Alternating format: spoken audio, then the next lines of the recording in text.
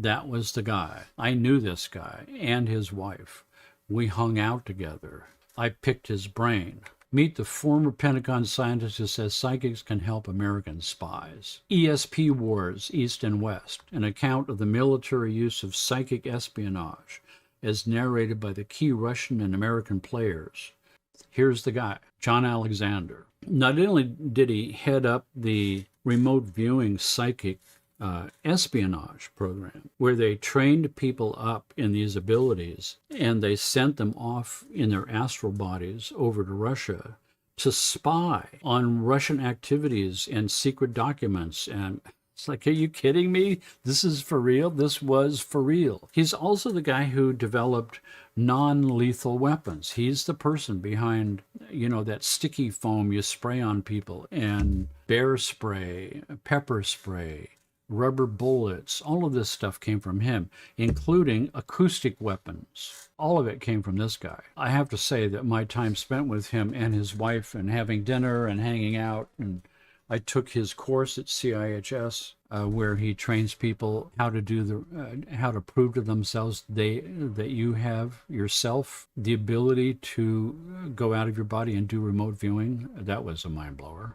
This is probably the most spooky guy I ever met. I hung out with him because I was fascinated and was having my mind blown, but I was not comfortable around this guy. The whole time I was with this guy, all my red flags are flashing. But it was like a sort of a moth to a flame thing with me. I was just immensely interested that I knew this guy, and I wanted to pick his brain. On the right, in Part A, is Pat Price's drawing of his psychic impressions of a gantry crane at the secret Soviet research and development site, showing a remarkable similarity to a later CIA drawing based on satellite photography shown on the left. So he definitely had picked something up. Such tracings were made by the CIA to conceal the accuracy of detail of satellite photography at the time. On the left is a sketch produced by physicist Russell Targ when he spontaneously took the role of remote viewer in the absence of psychic Pat Price.